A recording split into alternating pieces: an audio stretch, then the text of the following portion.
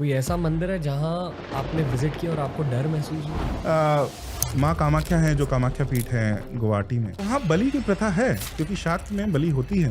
और आप अगर उसके साथ छेड़खानी करेंगे और आपको ऐसा लगेगा कि मॉडर्न टाइम्स में बलि नहीं होनी चाहिए, तो यह उस पद्धति के संग छेड़खानी है। पर क्या वेजिटेरियन होने से ज्यादा स्पीड मिलती है ये जर्नी में? तो ये सनातन धर्म की सुंदरता ये है। एक और ऐसा पथ है जहाँ प्याज लहसुन खाने भी वर्जित है, दूसरी ओर ऐसा है जिसमें मांस और मदरा का भी प्रयोग होता है। जैसे भैरव उनको मदरा चढ़ाई जाती है इस कारण से कि अल्टीमेटली अंततः मैं इससे पार पा जाऊं, मैं इसका बंदी ना बनूं। आपके अनुसार देवता ये क्यों चाह रहे कि ऐसी नॉलेज पब्लिक प्लेटफॉर्म पर निकल के आए? समय उसका आ गया, जब देवता चाहते हैं तभी ऐसी बात होती है। तो सनातन धर्म के साथ जो बुरी चीजें हुई वो भी देवता के चाहत के अकॉर्डिंग हुई थी? जी, क्योंकि जब जिस प्रकार से कलयुग आता है तो धर्म का बहुत पतन होता है। जो दूसरी स्पीशीज हैं उनके पास कर्म के बंधन से बाहर निकलने का कोई साधन नहीं है, हमारे पास है। इसलिए कहते हैं कि मनुष्य जीवन को व्यर्थ नहीं करना चाहिए। साधना की मिशन मोक्ष होती है, बट मैनी लाइव्स में नहीं, इस जीवन में मोक्ष मिले बहुत ही कम लोगों को मिले।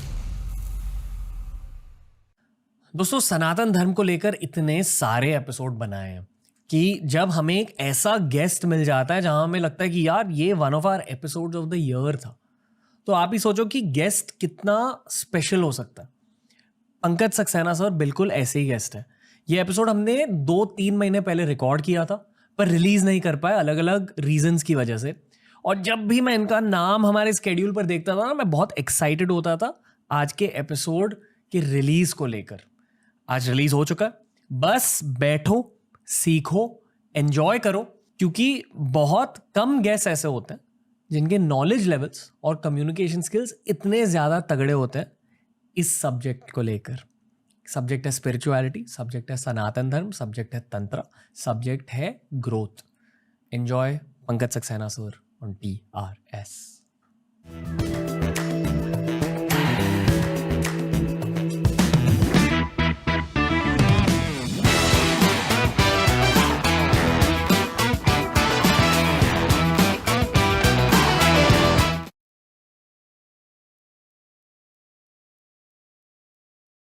आपका स्वागत है पंकज सर। धन्यवाद धन्यवाद। बहुत अच्छा लग रहा है आपके सामने बैठकर। बिल्कुल, मुझे भी। आप की वाइब बहुत ज्यादा खुश वाइब है। मैंने सदैव अपने बारे में यही सोचा है कि जो भी जीवन में हो, परंतु मैं बहुत खुश इंसान हूँ, खुश मनुष्य हूँ। और जो मेरे आसपास लोग रहते भी थे जो कहते थे ऐसी समस्या है वैसी समस्या है, पर एक निर्णय मेरे मन में रहता था कि मैं सुबह जब उठूंगा तो मैं दुखी व्यक्ति नहीं हूँ। और एक मैंने कुछ मैं अभी नाम भूल रहा हूँ, बहुत अच्छा पीरियड ड्रामा है ब्रिटेन का, जिसमें जो एक्ट्रेस है वो सुबह उठकर कहती है लाइक यू से mother everything becomes better in the morning. तो मेरा इसमें विश्वास था, सुबह सब कुछ सही हो जाता है और वाह ऐसा ही मुझे लगता है। ओके। कहाँ से शुरुआत करें? बहुत कुछ पूछना आपसे। जो आपकी इच्छा हो।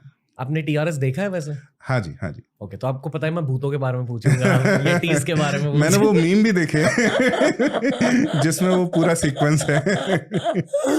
ओके नहीं, पर ऑनेस्टली बहुत देर बाद हम एक कल्चरल पॉडकास्ट कर रहे हैं, भारतीय इतिहास के बारे में बात कर रहे हैं जी। आपके लिए भारतीय इतिहास की सबसे खास चीज क्या है? आपके दिल को क्या लगता है?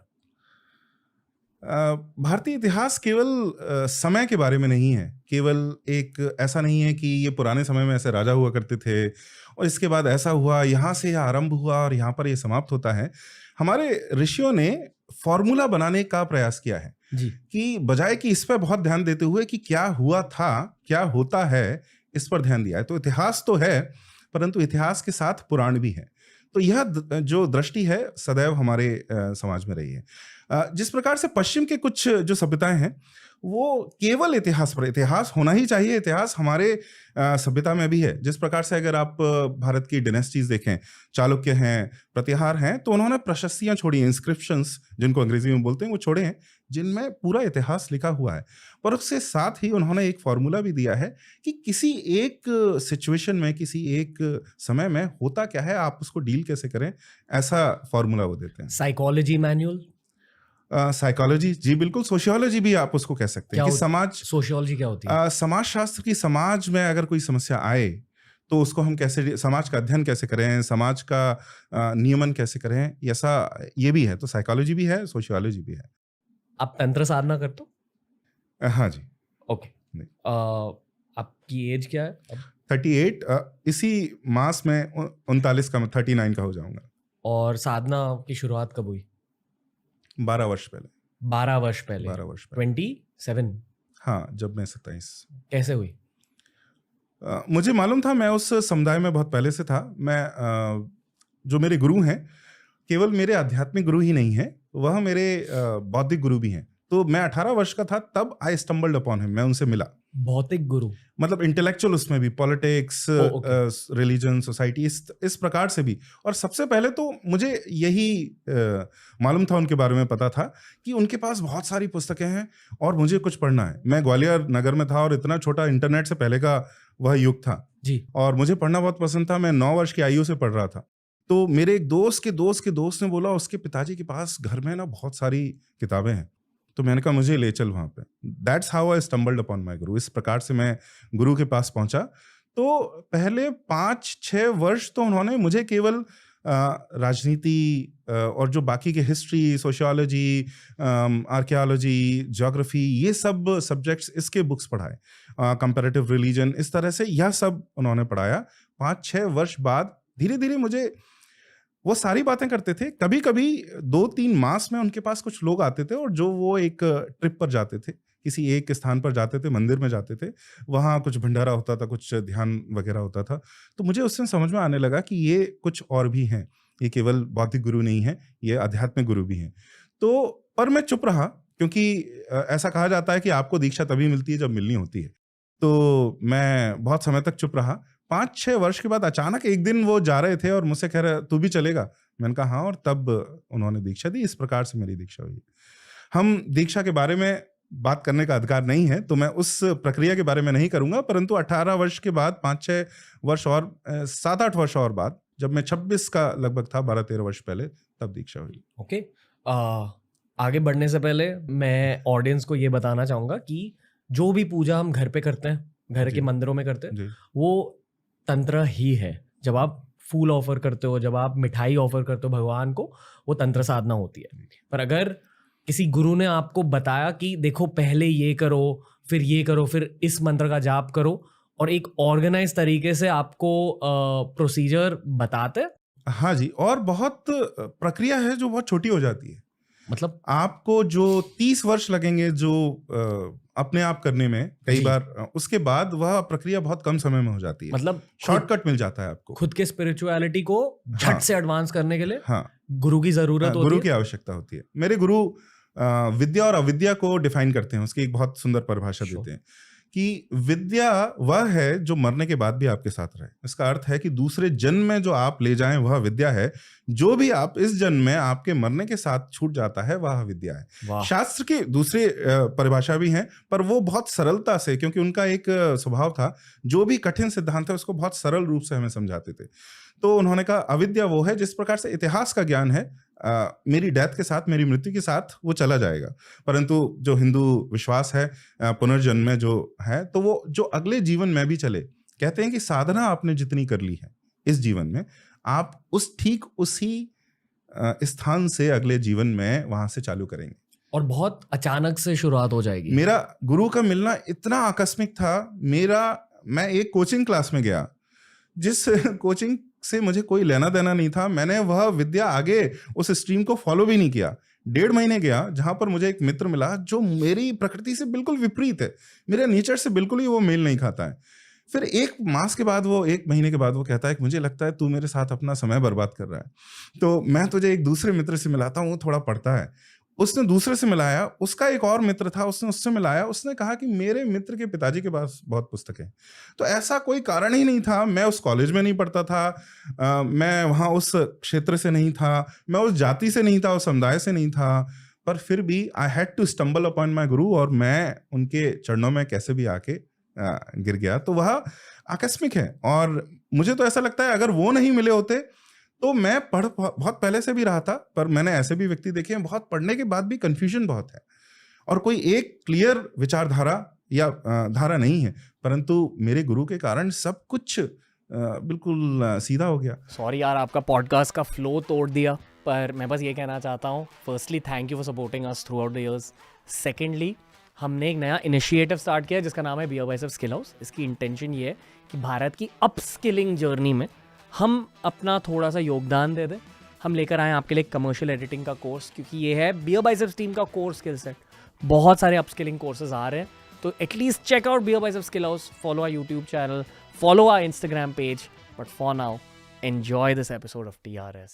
उनका ऐसा रहता था, ऐसे ऐसे लेखकों के बारे में उन्होंने मुझे बताया है कि मुझे अब आश्चर्य होता है कि उनको वह पता भी कैसे था। जब इंटरनेट नहीं था, ग्वालियर में केवल टेक्स्ट बुक्स के अलावा कुछ नहीं मिलता था, तो उन्होंने कहाँ से वो बुक्स पढ़ लिए। आज भी जो मेरे यूनिवर्स में जो हाईएस्ट हैं, भारत से श्री राम स्वरूप जी जो लेखक हैं, और वेस्ट से लॉरेन आइजली, उन दोनों के बारे में उन्होंने ही मुझे बताया। और 20 साल बाद मुझे नहीं लगता कि उनसे ऊपर मुझे कोई और लेखक मिला है। कुछ बताइए इन दोनों के बारे में। श्री राम स्वरूप जी श्री अरविंदो के लाइन में आप समझ सकते हैं कि वह हैं। उनके गुरु श्री अनिर्वाण थे, जो कि श्री अरविंदो की लाइन में थे। और श्री राम स्वरूप ने पूर्व पक्ष किया है दूसरे रिलीजन्स का, इस्लाम एंड क्रिश्चियनिटी का। योग चित्त भूमि में ये जो रिलीजन है वे कहाँ हैं, और पेगन रिलीजन्स जिनको बोलते हैं, जो पूरे वर्ल्ड में है, पेगन सेक्ट्स जो लोकल नेचुरल रिलीजन्स हैं, वो कहाँ है, सनातन धर्म कहाँ है। मेन उनका स्टडी इसके ऊपर है।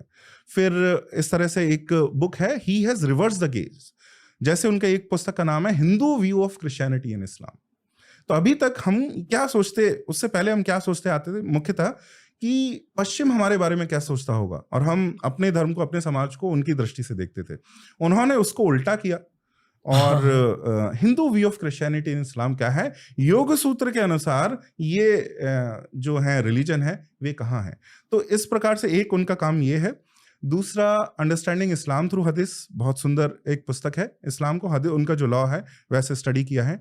फिर उनकी जो 3 सबसे बड़ी पुस्तक हैं, एक है ऑन हिंदुइज्म, ट्रायोलॉजी जैसा आप समझ सकते हैं। दूसरा है मेडिटेशंस, जिसमें योग सूत्र और योग मेडिटेशन इन सब की बातचीत है। तीसरा है वर्ड एज रिविलेशन, वह उनकी सबसे ऊंची पुस्तक है, सबसे गहरी पुस्तक है। मुझे नहीं लगता, अगर एक पुस्तक का नाम मैं लूं जो सबसे गहरी पुस्तक आज मैंने पढ़ी है, तो वो श्री राम स्वरूप जी की द वर्ड इज रिविलेशन है, जिसमें वह यह सिद्ध करते हैं कि किस प्रकार से ये जो देवताओं के नाम है, मंत्रों के नाम है, उनका सत्य, उनको जपने से कैसे सत्य आप देख सकते हैं। How can you self get to the point of self realisation just by this. तो उन मंत्रों का क्या अर्थ है, बड़ी गहराई है, परंतु उस पुस्तक में यह है। लॉरेन आइजली मेरे जो मन के सबसे निकट है। वो जिस प्रकार का लिटरेचर लिखते हैं उसमें साइंस है, वो साइंटिस्ट थे, तो साइंस का डीप नॉलेज है, साइंस की बहुत, विज्ञान का बहुत गहरा ज्ञान है उनमें, परंतु उसके साथ में साहित्य का पर इतनी अच्छी पकड़ है, उनका एक एक शब्द कविता के जैसा है। जब मैं उनको पढ़ता हूँ, उनकी एक मैंने पुस्तक पढ़ी है 7-8 बार, द फर्मामेंट ऑफ टाइम, और मेरा एक अभ्यास है, मैं पुस्तक पढ़ता हूँ तो हाइलाइटर से और पेन से मार्क करते रहता हूँ और पास में नोट लगाते रहता हूँ। वह पूरी 90% बुक जो है वो लाल है। फर्मामेंट ऑफ टाइम उनका एक सबसे प्रसिद्ध पुस्तक है, which more people know about, the immense journey. पूरे यूनिवर्स का हिस्ट्री, इतिहास उसमें है। मतलब बिग बैंग से लेकर, हाँ, बिग बैंग से लेकर, और बहुत पहले की बात है। मतलब दिस ही डाइड इन 1967, और इस प्रकार से उनका मृत्यु हो गया था, उस समय की बात है। परंतु बात यह है, जिस दृष्टि से वो देखते हैं कि नेचर क्या है, कल्चर क्या है, और नेचर का बाउंड्री कब टूटा, फिर कल्चर ने कैसे आके उसको बचाया, फिर कल्चर की बाउंड्री कब टूटा, और अब हमारे इस प्रेजेंट समय में, अभी जो समय है, उसमें समस्या क्या है, और उसको इतना पोएटिक वे में कहते हैं, इतने कवितात्मक वे में कहते हैं कि मुझे नहीं लगता कोई और इतना कविता से विज्ञान और इतनी समस्याओं को बता सके। वरना हम ऐसी पुस्तकें पढ़ते हैं तो अगर कुछ जो इकोलॉजिकल डैमेज की बात करते हैं तो पढ़ते हुए हमें लगता है, बहुत बुरा भी लगता है कि ये कितना क्या हो रहा है, परंतु उनकी पुस्तक पढ़ें तो कविता भी है और साथ में विज्ञान भी है। ऐसा बहुत कम, उस समय तो बहुत कम कॉम्बिनेशन हमें देखने को मिलता था। मेरे गुरु के सामने, और मैं यह अतिशयोक्ति नहीं कर रहा हूँ, मेरे गुरु के सामने तो पैर की धूल भी नहीं हूँ, और ये केवल दृष्टि नहीं है। The scintillating brilliance of my guru is something which I have never found again. और इसलिए नहीं कि मेरे गुरु हैं, मैं यह बहुत ऑब्जेक्टिव दूरी से बोल रहा हूँ। उन्होंने एक बार स्वयं कहा था, मुझे लैंग्वेजेस में रुचि नहीं है, मतलब दूसरी लैंग्वेजेस सीखने में। संस्कृत आता था, हिंदी आता था, इंग्लिश आता था। और दूसरा उन्होंने कहा मुझे लॉ में बहुत डीप, लीगल उसमें बहुत डीप इंटरेस्ट नहीं है, apart from that he new every subject.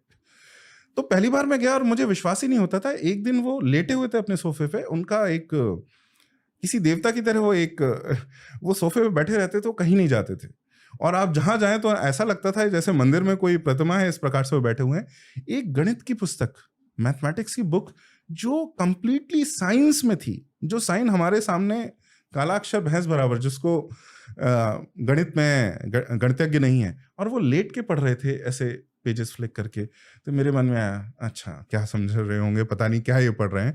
परंतु वो गणित में भी उनकी इतनी गति थी, फिजिक्स में उनकी इतनी गति थी, उनको क्वांटम मैकेनिक्स बहुत अच्छे से आती है, उनको रिलेटिविटी बहुत अच्छे से आती है, और साथ में उनको ह्यूमैनिटीज भी, उनको रिलीजन के बहुत अच्छे कंपैरेटिव अध्ययन थे, अपने धर्म के अंदर संप्रदायों के बहुत अच्छे अध्ययन थे, सोशियोलॉजी, साइकोलॉजी, हिस्ट्री, आर्कियोलॉजी, ऐसा एंथ्रोपोलॉजी, ऐसा कोई सब्जेक्ट नहीं था जो उनको ना आता हो। ऐसा ब्रिलियंस मैंने आई have never seen again. Yet उनके मन में पूरा विश्व उनको जाने ऐसी कोई भी इच्छा नहीं थी। हो सकता है अगर वो ये देखें तो मुझे थोड़ा डांटे भी कि तुमने मेरे बारे में बात ही क्यों की, क्योंकि उनका कहना था ये सब ट्रैप्स हैं, नाम का और अपना बौद्धिक यश भी होना, कि लोग हमें जाने, हमारे नाम को जाने, ये सब भी ट्रैप हैं, और मैं सबसे, ये तो सब बहुत लोअर फ्रूट्स हैं, मुझे हाईएस्ट फ्रूट चाहिए जो मोक्ष है।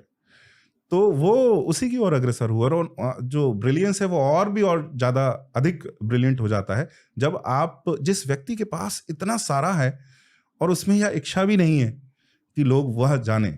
जैसा मैं आपको बोलता हूँ, अभी मैं बहुत विद्वानों से मिला हूँ, बड़े बड़े विद्वानों से मिला हूं, परंतु ऐसी ब्रिलियंस मैंने किसी और विद्वान में नहीं देखी, और उनके मन में एक बार भी यह इच्छा नहीं आई कि पूरा विश्व उनके बारे में जाने।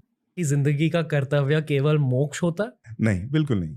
यह तो हमारे धर्म में बहुत स्पष्ट है, मोक्ष अल्टीमेट गोल है, अंतिम लक्ष्य है, परंतु यह बौद्ध धर्म में हो सकता है। बौद्ध धर्म बातचीत संसार की नहीं करते। बुद्धिज्म में जो सत्य है, जो हिंदू धर्म में मिलेगा वही बौद्ध धर्म में भी मिलेगा, परंतु वह संसार की बातचीत बहुत कम है। सनातन धर्म में तो संसार की बातचीत है। संसार मतलब क्या? पूरा वर्ल्ड, जगत। जिस प्रकार से पुरुषार्थ, जो आपने सुना, धर्म अर्थ काम मोक्ष, इसमें एक ऑर्डर है। वैसे जब मैं बच्चा था तो मैं समझता था धर्म पहले क्यों है, सबसे पहले अर्थ होना चाहिए, पहले थोड़ा पैसा कमाए, थोड़ी पॉलिटिक्स हो, थोड़ा पावर हो, उसके बाद काम, डिजायर वह फुलफिल होनी चाहिए, then you should move towards dharma और मोक्ष। और सुनने से ऐसा नहीं लगता कि धर्म और मोक्ष एक कैटेगरी है और अर्थ और काम एक कैटेगरी है, परंतु धर्म सबसे पहले आता है, क्योंकि एक IKS के बड़े विद्वान हैं रजनीश मिश्र, उनका कहना है कि धर्म के बिना काम अनैतिक और अर्थ अनियंत्रित हो जाता है। तो धर्म जब आप पहले रखेंगे तभी काम सही होगा और तभी अर्थ सही होगा, तब आप मोक्ष की ओर बढ़ेंगे। परंतु बीच में आपको संसार को पूरा एंजॉय करना है, उसका पूरा रस उठाना है।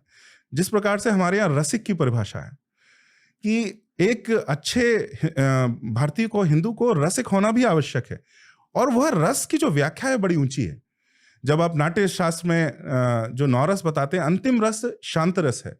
तो जो शांत रस है वो ब्रह्म स्वरूप है, कि आपको वो मोक्ष के रूप में है, परंतु बाकी सारे जो रस हैं वो पूरे संसार में रस लेने का आनंद है।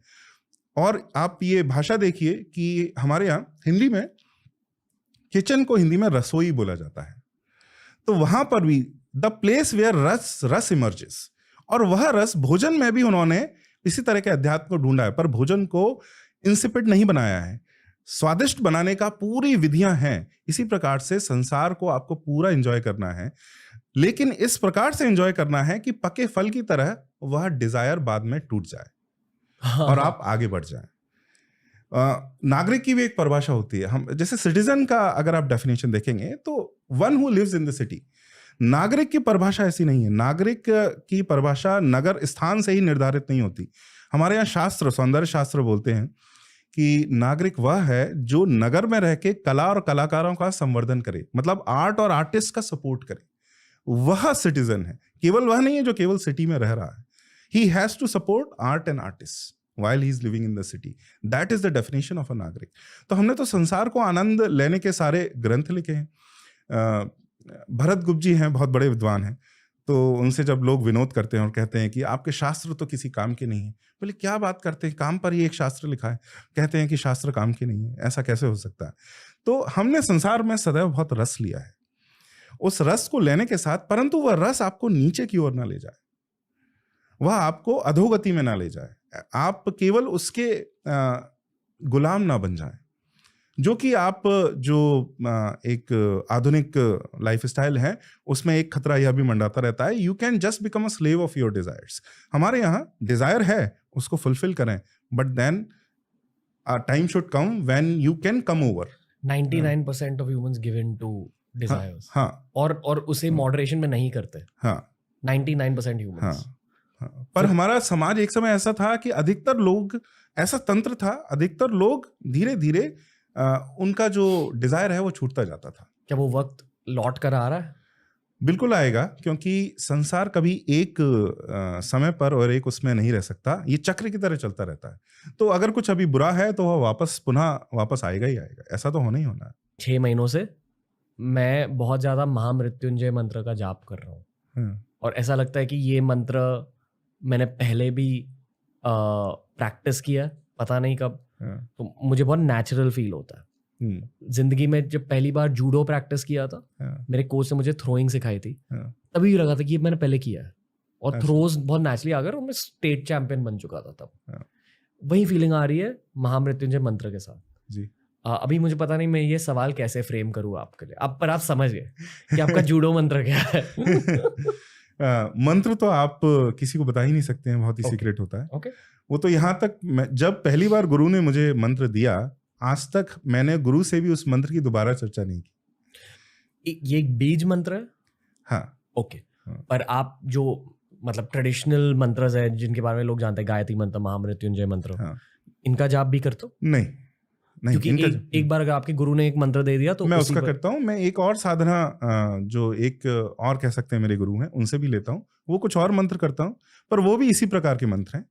और उनके अलावा, क्योंकि मेरे गुरु का तो एक कहना था कि एक मंत्र से ही आपको सारे लक्ष्य की प्राप्ति हो सकती है, और किसी भी मंत्र से हो सकती है। जो सारे मंत्र जो आपके लक्ष्य हैं, तो उसमें यह मंत्र किया फिर दूसरा किया, उसकी कोई आवश्यकता नहीं है। आपका जिसमें मन बैठ गया, और आपके गुरु के साथ गुरु ने जिसकी दीक्षा दी है, या आपका जिस मंत्र से नाता है, उसको करिए तो आप आगे बढ़ेंगे।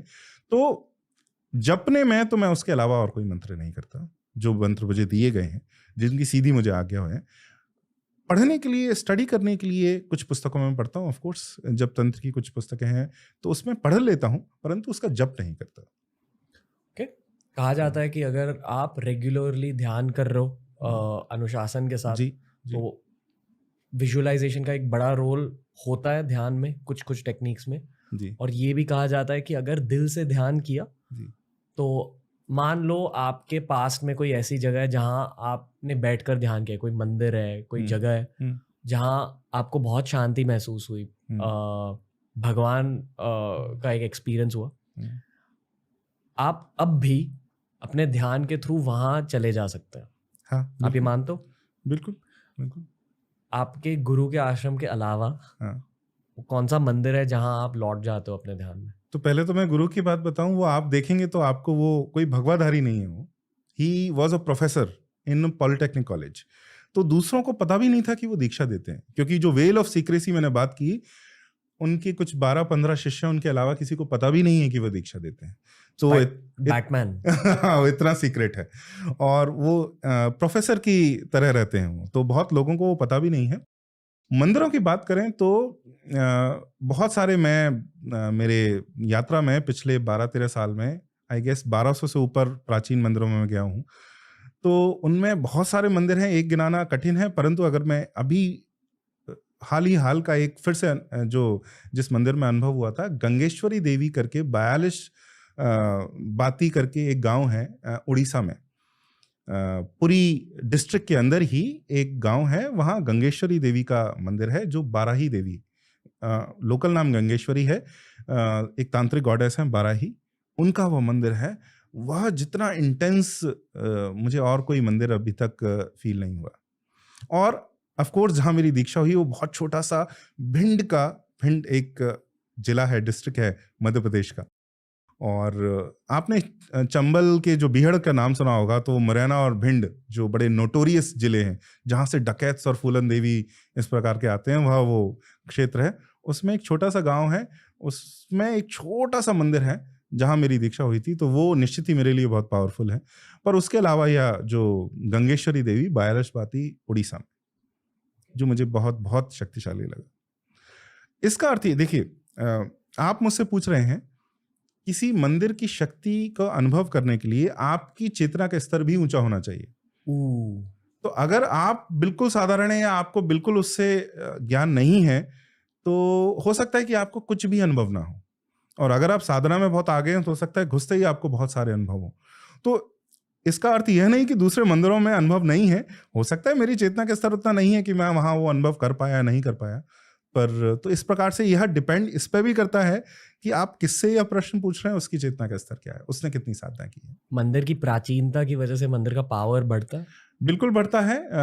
घट भी सकता है अगर वहां पर आराधना होना बंद हो जाए और ज्ञानी वहां पर साधना करना बंद कर दे।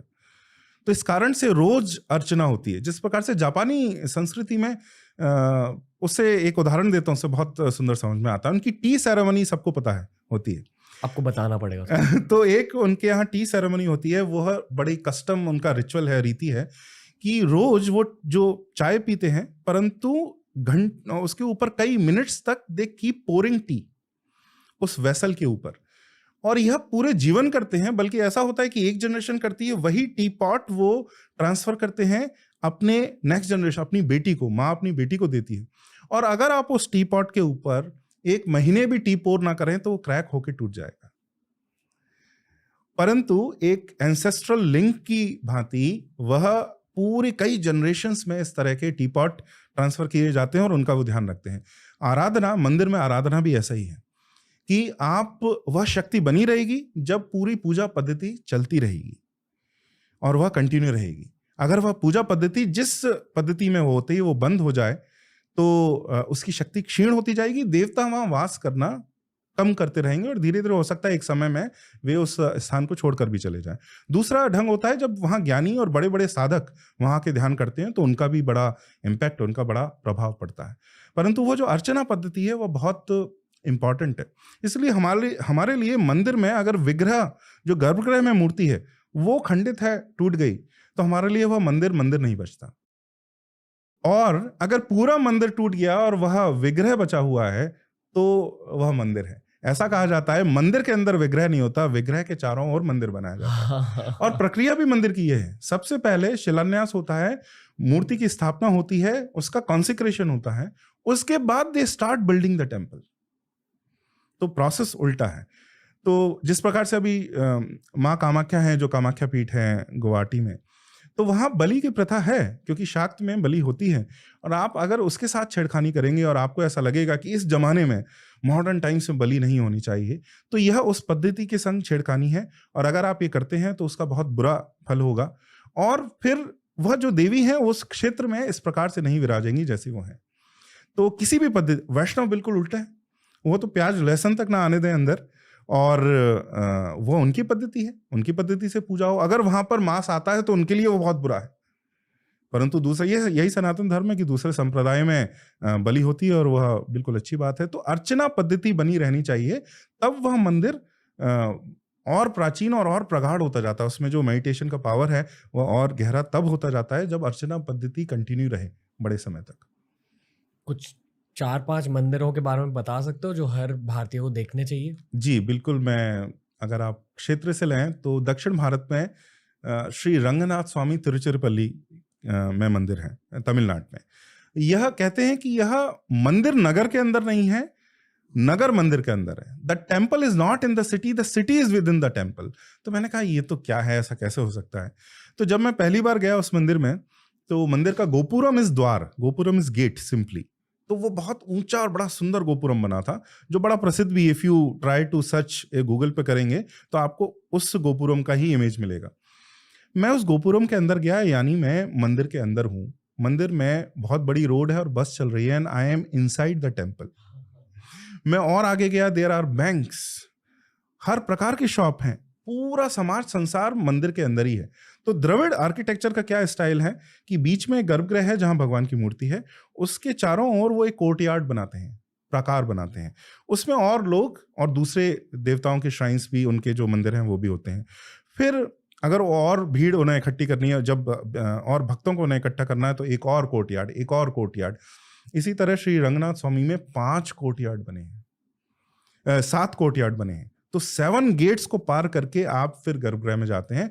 लगभग आधे से अधिक वो जो आइलैंड है, वो आइलैंड पे बना है। कावेरी बटती है 2 हिस्सों में, फिर आगे मिल जाती है, बीच में श्रीरंगम है। तो वेरी और हमारे शास्त्रों में यह बहुत पवित्र स्थान माना जाता है जब ऐसे नदी बीच में एक आइलैंड बनाती है, क्योंकि चारों ओर उसका पानी है, नदी का जल है, तो बहुत पवित्र माना जाता है।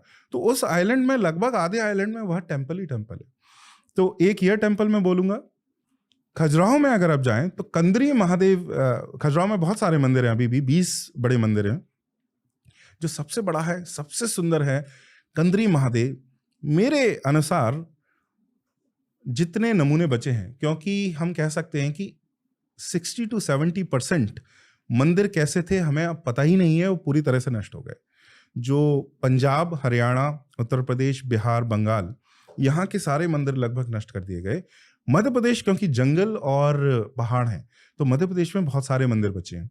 तो जितने बचे हैं, कंदरी महादेव से सुंदर और कोई मंदिर है ही नहीं। उसकी हाइट, उसमें जो स्कल्पचर है, उसका जो स्टाइल है, इससे सुंदर मंदिर मेरे अनुसार तो कोई और नहीं बांधा गया। तो एक वो महाराष्ट्र में अल्लोरा में जो कैलाश टेम्पल है, वो भी दुनिया के सबसे विचित्र नहीं कहना चाहिए, पर सबसे सुंदर और सबसे कठिनाई से बनाए गए मंदिरों के में से एक है। वैसे कहा जाता है रॉक कट टेम्पल थोड़ा आसान है बनाना, पहले, क्योंकि स्ट्रक्चरल टेम्पल में आपको इंजीनियरिंग करनी पड़ेगी, या पत्थर वेट होल्ड करेगा कि नहीं, गिर जाएगा कि नहीं। केव टेम्पल में कम है, पर इतना बड़ा केव टेम्पल बनाना, वो 2 स्टोरीज है और वो बहुत ऊंचा टेम्पल है, जो ऊपर से केवल एक इतने बड़े पहाड़ को काट के ही बनाया गया है। ऐसा भी और कोई वंडर नहीं है। फिर ये 3 हो गए। गुजरात में मोढेरा का जो टेम्पल है और उसके सामने जो कल्याणी टेम्पल टैंक, तो ऐसा माना जाता है कई स्थान पर जो टेम्पल जिस प्रकार से ऊपर है जमीन के, उसको ठीक इन्वर्ट कर दें आप तो टेम्पल टैंक बनता है। तो जिस प्रकार का स्ट्रक्चर ऊपर है, लगभग वैसा ही आपको नीचे देखने को मिलता है। अंडरग्राउंड टेम्पल, नॉट टेम्पल, मतलब वो जो कल्याणी जो टेम्पल टैंक है, स्टेप वेल, तो स्टेप वेल का स्ट्रक्चर, अगर आप स्टेप वेल को उल्टा करेंगे तो आपको दिखेगा वो मंदिर जैसा ही स्ट्रक्चर है।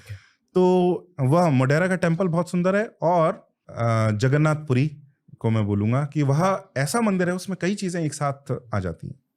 एक तो वह 4 धाम में से एक है, बहुत प्राचीन है, वहाँ पूजा लगभग निरंतर चल रही है। तो हर प्रकार से वह बहुत बहुत ही शक्तिशाली मंदिर है और बड़ा प्राचीन भी है। उसमें जो स्कल्पचर है वो बहुत सुंदर है, उसमें आर्किटेक्चर है बहुत सुंदर है। तो ये अगर 5 हैं तो मैं एक सेंट्रल इंडिया, हाँ, ये 5 में बताना चाहूँगा। कोई ऐसा मंदिर है जहाँ आपने विजिट किया और आपको डर महसूस हुआ?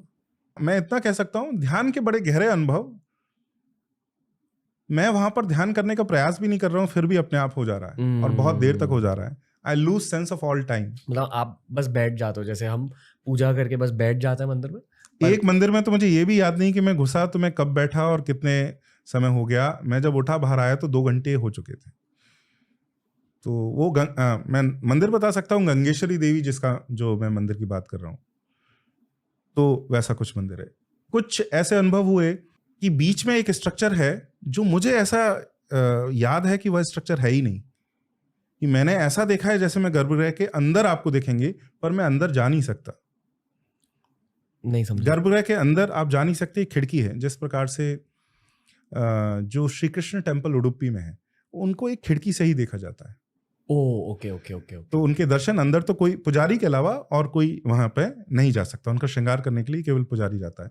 मैं जब पहली बार गया तो मुझे खिड़की याद ही नहीं थी। मुझे ऐसा लगा मैंने उनको सामने से ऐसे देखा है, पर ऐसा हो ही नहीं सकता। जब मैं अगली बार गया तो मुझे देखा कि this could not have happened. पर वो अनुभव अलग था जो मुझे याद है और मेरे आईज को और मेरे दिमाग को याद है, मेरी आंखों को, वह बिल्कुल अलग था। तो इस प्रकार के हैं। अब उसमें और अधिक नहीं जा पाऊंगा, बट इस तरह से। अब डेली साधना कर रहे हो? हाँ, कुछ समय से तो बिल्कुल डेली साधना कर रहा हूँ। तो कितनी देर लगती है आपको? 45 मिनट, 1 घंटा। ओके, काफी होती है वो? इतनी साधना? नहीं, इससे भी अधिक करना चाहिए। मेरे गुरु तो बिल्कुल 2 घंटे से कम का रिकमेंड नहीं करेंगे, परंतु क्योंकि बहुत सारा काम भी अभी चल रहा है तो मैं चाहूंगा कि लेकिन उसको बढ़ाऊं, पर अभी 1 घंटे के लगभग। साधना की मिशन मोक्ष होती है, एंड गोल, लक्ष्य मोक्ष। अल्टीमेट, हाँ। बट मैनी लाइव्स में, इस जीवन में हो या निश्चित नहीं है, इस जीवन में मोक्ष मिले बहुत ही कम लोगों को मिलेगा। तो उसका है कि ultimately you will move towards it, may be 10, 20, 30, 40 lives later, who knows. But you even if an inch, एक जरा सा भी पग आप उस दिशा में मोड़ें और पीछे ना जाएं, नीचे ना उतरें, आगे ही जाएं। मान लो आप साधना अच्छे से कर रहे हो, जब आप मंदिरों में जाते हो आपका अनुभव अलग होता है एज कम्पेयर टू समवन जो साधना नहीं कर रहे। हाँ बिल्कुल, जो हाँ, आपने बिल्कुल। पहले भी यही कहा। जी जी बिल्कुल। जब मेरी दीक्षा नहीं हुई थी तो मैं उन मंदिरों में जाता था और कुछ भी अनुभव नहीं, मेरी श्रद्धा रहती थी परंतु उसके अलावा मुझे कोई अनुभव नहीं होता था। एक बार दीक्षा होने के बाद वह सीधे आपको अनुभव होने लगता है। इसका एक और हमारी जो परंपरा है कि दीक्षा होते ही आपको अनुभव होने लगते हैं। इसका अर्थ ये नहीं कि आपने इस जीवन में बहुत ध्यान कर लिया है। ये गुरु की कृपा है, ये उनका अनुग्रह है, ये उनका ग्रेस है, और उन्होंने शक्ति, ये मंदिरों में भी प्रोसेस यही है। बेसिकली जब गुरु किसी अपने शिष्य को दीक्षा देता है, एक संप्रदाय में तो उसे कहते ही शक्तिपात है, परंतु सदैव वह शक्तिपात होता है। शक्तिपात का अर्थ क्या है? Decent of consciousness. गुरु की चेतना का स्तर ऊंचा है, शिष्य का उनसे नीचे है। तो जब गुरु दीक्षा देते हैं तो गुरु बेसिकली रिकमेंड करते हैं, सिफारिश करते हैं शक्ति से कि आप नीचे उतर के आइए, इसका हाथ पकड़िए और इसको ऊपर ले जाइए। तो दैट इज शक्ति, that is decent of consciousness. वो गुरु के अनुग्रह से होता है। हमको जब दीक्षा हो और हम अपने बारे में बहुत ऊंचा सोचने लगे कि हमने बड़ा ध्यान कर लिया, बड़ी साधना कर ली, उसके कारण ऐसा हुआ है, ऐसा नहीं है। यह भाव नहीं रखना चाहिए। वो गुरु के अनुग्रह के कारण हुआ है। आप करते रहेंगे तो आपको साधना उसमें डीप होगी। मंदिर में भी यही प्रोसेस होता है। मंदिर में ऐसा क्यों हो सकता है? तो यह तो शास्त्र कहते हैं, इतना मैं आपको बता सकता हूं। मंदिर में जो अंदर मूर्ति होती है, गर्भगृह के अंदर एक कलश आप ऊपर देखते हैं, शिखर के सबसे ऊपर एक कलश होता है, पर एक कलश जो किसी को नहीं दिखता वह भी है, वह अंडरग्राउंड होता है। मूर्ति के ठीक नीचे, जमीन के नीचे एक कलश दबा हुआ होता है। उस कलश के अंदर नवग्रह होते हैं। वह नवग्रह उस मंदिर का देवता का बीज है। बेसिकली गर्भगृह इसलिए कहते हैं गर्भ की तरह, वुम्ब की तरह है, और उसका बीज उसके नीचे है। और जो ऊपर कलश किस लिए है, वहां पर भी ऐसा ही ऊपर कलश के अंदर भी नवग्रह है। वो ऊपर कलश इसलिए है ascent and descent of consciousness के लिए। जब एक अर्चक, एक पुजारी पूजा करता है गर्भगृह में जाके, मंत्र से इन्वोक करता है देवता को, तो ऐसा मानते हैं कि नीचे से चेतना ऊपर उठती है, एसेंट होता है, और ऊपर से यूनिवर्सल कॉन्शियसनेस जो परम शक्ति है, उसको आप किसी भी नाम से बुलाएं, ब्रह्म है, शिव है, त्रिपुर सुंदरी है, या कोई भी भगवती है, वह ऊपर से उतरते हैं, शक्ति नीचे आती है, विग्रह में वो मिलती है, मूर्ति में मिलती है, तब दर्शन होता है। तो मंदिर का प्रोसेस ही इसके ऊपर आधारित है, जो गुरु शिष्य की दीक्षा में का जो प्रोसेस होता है। बचपन में मैं बी.आर. चोपड़ा की महाभारत देखता था, बहुत अच्छा लगता। वो मेरा शायद ऑल टाइम फेवरेट शो है। बच्चों को भी दिखाऊंगा, मैं खुद के बच्चों को और देश के बच्चों को, पर खुद के बच्चों को तो जरूर दिखाऊंगा। बहुत कुछ सीखा उस शो से। उस शो की वजह से मैं आस्तिक बन गया। मतलब अब बचपन में आपको पता भी नहीं रहता कि नास्तिक आस्तिक क्या होता है, पर भगवान में मेरा विश्वास बढ़ गया। अभी भी जब मैं कृष्ण भगवान के बारे में सोचता हूँ, वो एक्टर नजर आता है मुझे, नाम भूल गया उनका, बट बी.आर. चोपड़ा के कृष्ण भगवान की याद आती है। ठीक है, मम्मी ने मुझे ओम शब्द के बारे में बचपन में समझाया था और कहा कि अगर हो सके तो जब आप एग्जाम लिख रहे हो स्कूल में, तो आपके एग्जाम पेपर के टॉप पर एक छोटा सा ओम लिख दीजिए। और कुछ टीचर्स को प्रॉब्लम्स होते थे इससे, पर वो उन्हें भी पता नहीं था कि इस हिंदू बच्चे को कैसे समझाए, तो मुझे कुछ कहते नहीं थे, पर एक सर्कल कर देते कि और क्वेश्चन मार्क डाल देते थे। ठीक है, मेरे जितने भी दोस्त हैं मेरा बहुत मजाक उड़ाते थे।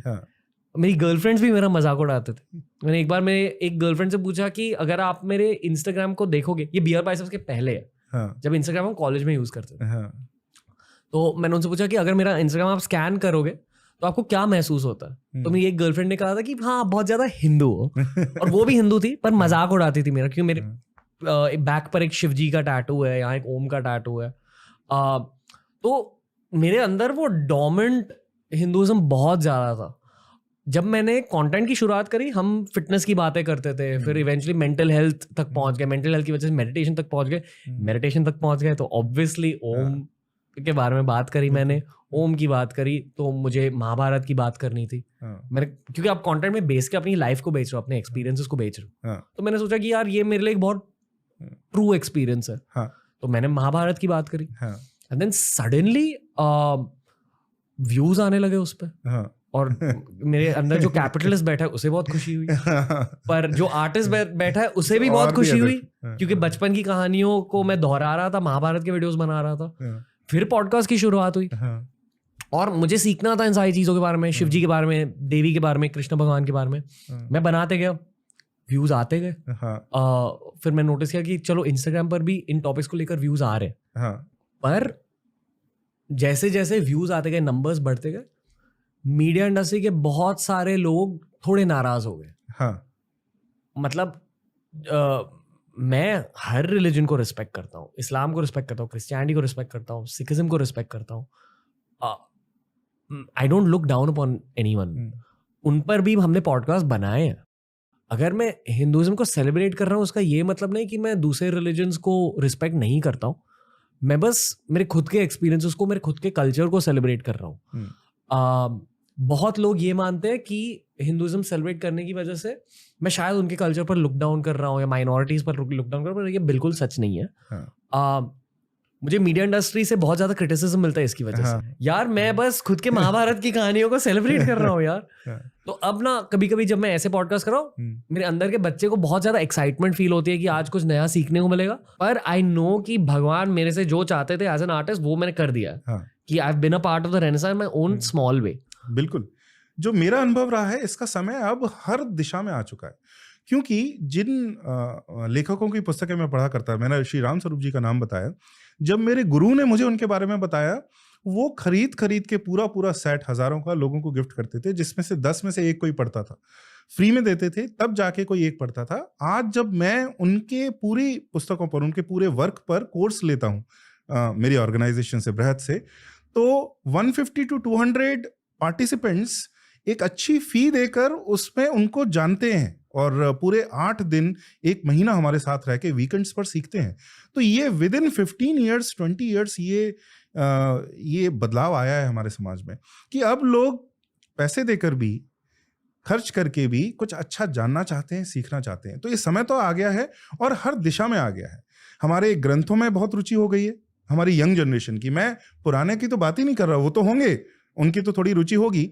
मैं जो 18 से 20 साल का जो युवा है, उसके मन में अब अपने ग्रंथों को जानने की बड़ी इच्छा है। हो सकता है वो रिजेक्ट करे, हो सकता है वो एक्सेप्ट करे, परंतु वह बिना जाने उससे आगे नहीं बढ़ना चाहता, रिजेक्ट नहीं करना चाहता, नकारना नहीं चाहता। तो ग्रंथों को जानना चाहता है, अपने आर्किटेक्चर को जानना चाहता है, अपने हिस्ट्री को जानना चाहता है, अपने कल्चर को और सिविलाइजेशन को जानना चाहता है। तो ये समय तो मुझे कई स्थानों से ये संकेत मिलते हैं कि जो न्यूअर जनरेशन है, नई पीढ़ी है, उसमें रुचि और भी अधिक है पहले की जनरेशन से। न्यूअर जनरेशन की लाइफ में सोशल मीडिया का एक बहुत बड़ा रोल रहता है। डेफिनेटली पॉडकास्ट से, इंस्टाग्राम से आपकी शुरुआत हो सकती है in terms of being a part of the cultural renaissance. पर पॉडकास्ट के बाद क्या, आपकी राय क्या है? अगर आपको शास्त्र पढ़ने हैं, ग्रंथ पढ़ने हैं, तो शुरुआत कहाँ से होनी चाहिए? पहला जो स्टेप है, मैं कहना चाहूंगा, कुछ ऐसे मॉडर्न कमेंटेटर जिन्होंने सही श्रद्धा रख के उनके ऊपर कमेंट्री की। देखिए, आप पहले शास्त्र पढ़ेंगे तो आपको कुछ समझ में ही नहीं आने वाला। वो उनका स्ट्रक्चर ऐसा होता है, वो जिस युग में लिखे गए थे वो बहुत अलग युग था। तो थोड़े मॉडर्न कमेंटेटर्स पे पढ़ें। जिस प्रकार से एक वॉइस ऑफ इंडिया जो मैंने आपको पब्लिकेशन बताया, उसमें बहुत सारे लेखक ऐसे हैं जिन्होंने बहुत ही सरल इंग्लिश में, बिल्कुल सरल इंग्लिश में, 8th स्टैंडर्ड की इंग्लिश में अपने जो गूढ़ रहस्य हैं हमारे धर्म के, संस्कृति के, उनको समझाया। जैसे डेविड फ्रॉली, जो वामदेव शास्त्री हैं, जो पद्मश्री भी हैं, उन्होंने इतने सुंदर रूप से हिंदुइज्म और एक के बाद एक सीरीज में सारी समस्याओं के बारे में, हमारे ग्रंथों के बारे में, ऋग्वेद के बारे में बहुत सुंदर बताया। श्रीकांत तालगिरी हैं जो एंशिएंट हिस्ट्री पर बहुत ही सुंदर पुस्तकें लिखी हैं। NS राजाराम जो हैं उन्होंने बहुत सुंदर लिखा है। कॉनराड एल्स्ट करके एक बेल्जियन इंडोलॉजिस्ट हैं। इंडोलॉजिस्ट मतलब जो इंडिया की स्टडी करे, इंडिया की सोसाइटी की, बेल्जियम से आए हैं। और वो श्री सीताराम गोयल जी, जो मैंने आपको श्री राम स्वरूप जी बताया, उनके साथी श्री सीताराम गोयल जी उनके शिष्य बने। और उन्होंने इंडिया की हिस्ट्री पर अभी मोर देन 25 बुक्स लिखे, जो बहुत ही आसान शब्दों में, और इनकी भाषा बहुत सरल है जो आपको बताते हैं। तो पहले तो इन कमेंटेटर्स को पढ़ें, इसके बाद फिर उनमें आपको वह चिन्ह मिलेंगे कि कौन सा शास्त्र पढ़ना चाहिए पहले और क्या पढ़ना चाहिए। अगर आप सीधे अध्यात्म की बात कर रहे हैं तो मेरे गुरु ने जो मुझे बताया मैं आपको बता देता हूँ कि रमन महर्षि से बातचीत। रमन महर्षि तमिलनाडु में एक बहुत बड़े ज्ञानी हुए 20th सेंचुरी में, 20वीं शताब्दी में। उनके वो जो बोलते थे उनके शिष्य लिख लेते थे, उनकी पुस्तकें ऐसी हैं। एक वो, उनको पढ़ना चाहिए। और दूसरा श्री निसर्गदत्त महाराज जो मुंबई के ही थे, आई एम दैट, उनकी एक बहुत ही प्रसिद्ध पुस्तक है। यहाँ तक कि वो वेस्टर्न जो पॉडकास्टर्स हैं जैसे सैम हैरिस है, वो भी उसको रिकमेंड करता है। तो वो भारत में भी बाहर बहुत प्रसिद्ध है। अगर आप कुछ भी नहीं जानते हिंदू धर्म के बारे में तो भी ये पुस्तक पढ़ें तो आपको समझ में आ जाएगी। ऐसी पुस्तकें हैं। वाह, ओके। किसकी बात करनी है आपको, निसर्गदत्त महाराज की या रमना महर्षि की? पहले किसकी बात करनी है? आप जो चाहें, दोनों की। मैं रमना महर्षि की बात करना चाहूँगा, क्योंकि मुझे याद है इंजीनियरिंग कॉलेज में मैं डिप्रेशन से गुजर रहा था और उनके एक इंस्टाग्राम पेज ने मुझे अपलिफ्ट कर दिया। और तब मेरी थॉट ये थी कि यार ये थॉट्स इतने अच्छे हैं, इतने पॉजिटिव थॉट्स हैं, इतने अच्छे डिटैच थॉट्स हैं। उनका देहांत बहुत पहले हो चुका था, 1950 के लगभग है। उनकी प्रेजेंस तो जो भी तिरुवन्नमलई जहाँ उनका आश्रम है, रमन आश्रम है अरुणाचल पर्वत के आसपास, वहाँ तो बहुत लोग कहते हैं कि उनको, और अगर आप बहुत सिद्ध हैं तो हो सकता है आपको दर्शन भी हो उनकी प्रेजेंस, तो ऐसा माना ही जाता है। बीटल्स ने भी उन्हें फॉलो किया था मेरे ख्याल से। मुझे पता नहीं, पर हो सकता है उनके इंटरनेशनल फॉलोइंग भी बहुत है। हाँ, अक्सर ना काफी सारे जो सिद्ध पुरुष है इनकी तरह, इनका इंटरनेशनल फेम ज्यादा है as compare to national fame. मतलब भारत में ही लोग इनके बारे में नहीं जानते। Definitely I am sure Tamil Nadu में जानते होंगे, आप जैसे लोग जानते होंगे, पर अगर आप इंटीरियर यूपी में जाओगे शायद किसी ने उनका नाम सुना भी नहीं है। इसलिए मुझे पॉडकास्ट करने में मजा आता है कि यार हम ये नॉलेज को री रेनेसांस कर रहे हैं, पता नहीं क्या कर रहे हैं, रीइग्नाइट कर रहे हैं। तो बताइए रमना महर्षि के बारे में, क्योंकि ऑनेस्टली मुझे भी जानना है। मैंने सिर्फ उनके थॉट्स पढ़े हैं, उनके बारे में ज्यादा कुछ नहीं पता मुझे। तो उनकी कहानी सुनाइए। उनके थॉट्स ही सुनाने लायक हैं, क्योंकि जब उनसे भी लोग प्रश्न करते थे, उनके शिष्य प्रश्न करते थे, आप अपने बारे में कुछ बताइए, वे स्पष्ट मना कर देते थे। उनका कहना था, जब मैं आपको कह रहा हूं कि आप ये शरीर नहीं हो, आप आत्मा हो, और धीरे धीरे आप रियलाइज करोगे आप परमात्मा हो, ब्रह्म हो, तो मैं कैसे शरीर हो सकता हूं। तो अपनी कोई भी संत अपनी बायोग्राफी में अपनी कथा बताने में बिल्कुल भी रुचि नहीं रखता। तो उनकी बातें ही महत्वपूर्ण है। जो मैं जानता हूं कि उन्हें लगभग 8 वर्ष की आयु में ही इतने इंटेंस एक्सपीरियंस हुए, अनुभव हुए, और वह ध्यान करने आ गए अरुणाचल पर्वत के आसपास, और वहीं उन्हें ज्ञान हुआ। तब से वे पूरे जीवन 6-7 दशक वहीं बैठे रहे। मतलब आसपास, उस पर्वत के आसपास परिक्रमा लगाते थे, बैठे रहते थे। और वहाँ जो लोग आने लगे, वो पर्वत पहले से ही बहुत सिद्ध है, अग्नि क्षेत्र बोला जाता है। मंदिर बहुत प्रसिद्ध है, जो अरुणाचलेश्वर का जो वहाँ पर मंदिर है। लोग उनके पास आने लगे, उनसे सीखने लगे, और धीरे धीरे आश्रम और पूरे विश्व में उनका फेम, उनकी प्रसिद्धि फैल गई। वह सीधे, जब मैं अपने गुरु से मिला था तो वो 2 बातें बताई थी कि शास्त्र बहुत वृहद हैं, और अगर आप सीधे पढ़ने जाओगे तो हो सकता है आप भूल जाओ रास्ता। 2-3 चीजें ध्यान रखो। कर्म फल का सिद्धांत, कि कर्म है उससे प्रारब्ध बनता है। प्रारब्ध का अर्थ है जो आपने कर्म किया है, जो आपकी डिजायर्स हैं, उसके अकॉर्डिंग आपका व्यक्तित्व अब नेक्स्ट बर्थ में क्या होगा। वह प्रारब्ध के बाद पुनर्जन्म, वह डिसाइड करता है कि आपका नेक्स्ट बर्थ कैसा होगा। जो बड़ी डीपेस्ट डिजायर है वह अगले जन्म में निकल के आएगी। क्या हो सकता है डीपेस्ट डिजायर? कुछ भी हो सकता है, कि मुझे बहुत अमीर बनना है, मुझे बहुत विद्वान बनना है, तो अगले जीवन में वैसा होगा। पर उसके साथ जो अटेंडेंट प्रॉब्लम्स हैं, जो दूसरी समस्याएं हैं, वो भी साथ में होंगी। तो पूरे उन्होंने मुझे ये जो दूसरा पार्ट बताया था, यह तो कर्मफल सिद्धांत और पुनर्जन्म, और सेकंड मेडिटेशन साधना, कि बाकी सब जो है अभी आप भूल जाओ। इसको ध्यान में रखो कि पुनर्जन्म होता है कर्म के कारण, और इस चक्र से बाहर निकलना है साधना के द्वारा। तो जो गुरु आपको बताए, बस इतना ही अगर ध्यान रखोगे तो धीरे धीरे शास्त्र भी समझ में आने लगेगा, आप सही पथ पर, सही रास्ते पर पहुंच जाओगे। रमन महर्षि भी यही बात करते हैं। निसर्गदत्त महाराज की अगर बात करें, आई एम दैट, इसमें जो ब्रह्म, जिसको हम ब्रह्म कहते हैं, परम शिव कहते हैं, जैसी जो भी व्याख्या करें, जो हाईएस्ट रियलिटी है, यूनिवर्सल कॉन्शियसनेस है, उनका कहना है आई एम दैट, मैं उसी का स्वरूप हूं। स्वरूप ही नहीं, मैं वही हूं, बस मैं अपने आप को भूल गया हूं। One has become many. जब मैं अपने आप को रियलाइज करूंगा, I will once again become one. तो पूरे उसमें उद्देश्य है। उनका एक बहुत अच्छा ढंग है, उनका एक तरीका है।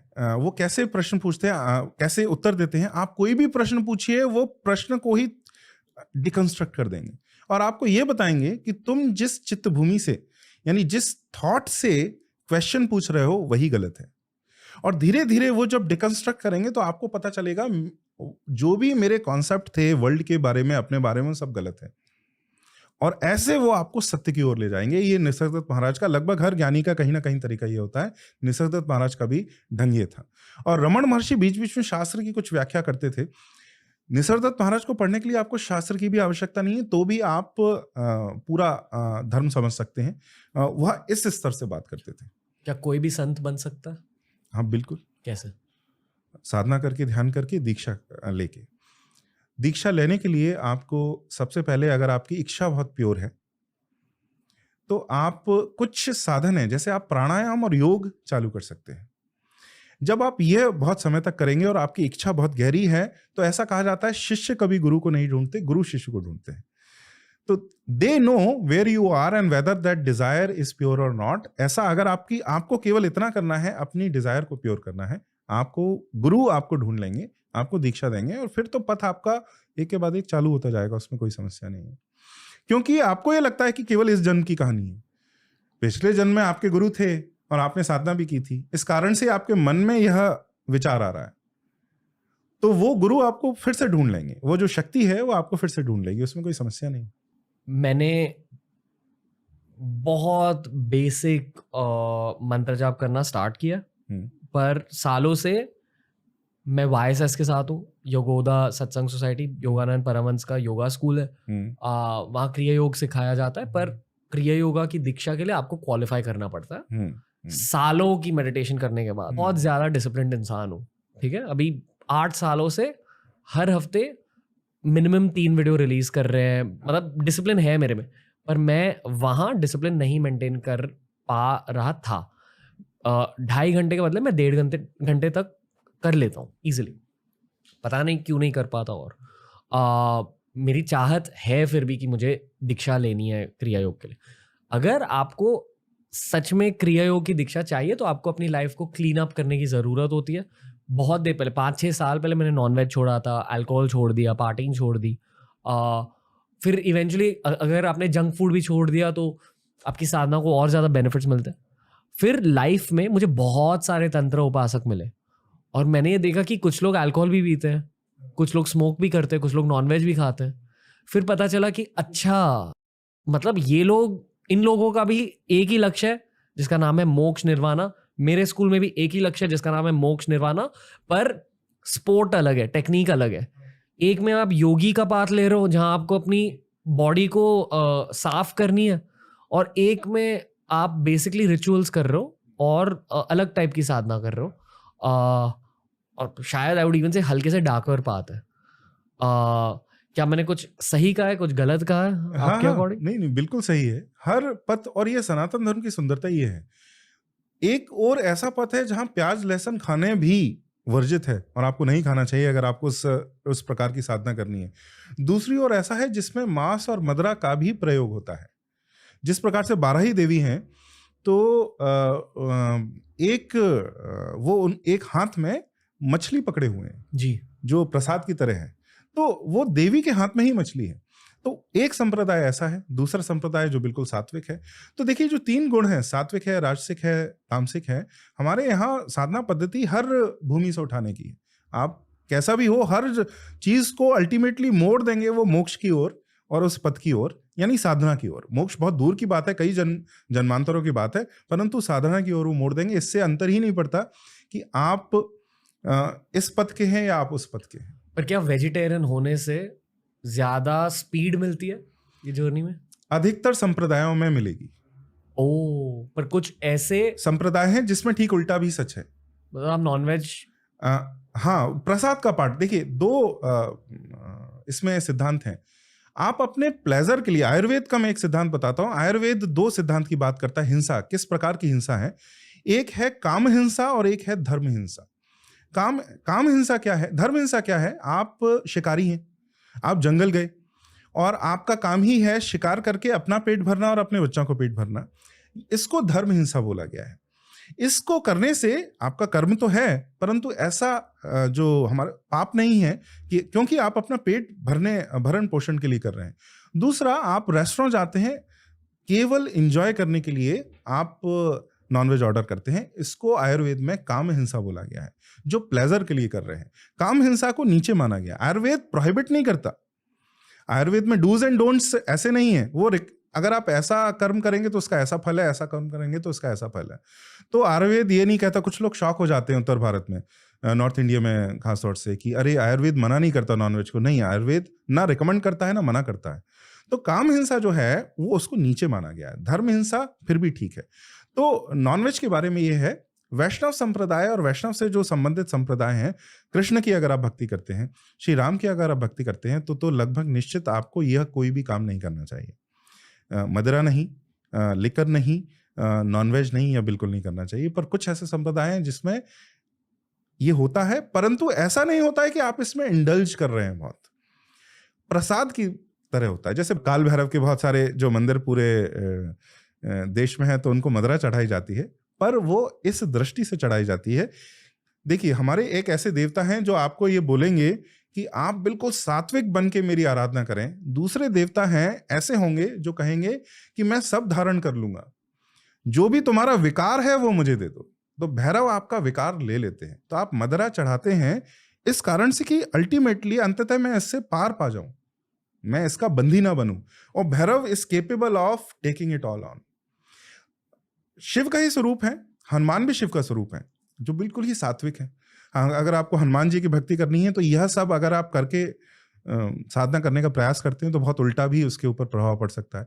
परंतु भैरव की साधना में यह सब अलाउड भी है। तो यह सनातन धर्म की वृहत्ता है, कितना वाइड है, उसकी रेंज इतनी वाइड है। आपकी साधना पद्धति कैसी भी हो, आपको वो एक स्थान पर ले जाएंगे। पता है, लोग इस लॉजिक की वजह से ज्यादा नॉनवेज खाने लगते हैं। हाँ। और जब मैं लोग शब्द का प्रयोग कर रहा हूँ, मैं खुद के बारे में बात कर रहा हूँ। कॉलेज में मैंने पढ़ा था कि बंगाल में प्रसाद दिया जाता है, तो मैं खुद को जस्टिफाई करता। पर आप अपने आप से पूछिए, आप किस लिए ऐसा कर रहे हैं? आप अपने प्लेजर के लिए कर रहे हैं, तो फिर उसमें यह एक्सक्यूज भी नहीं लेना चाहिए।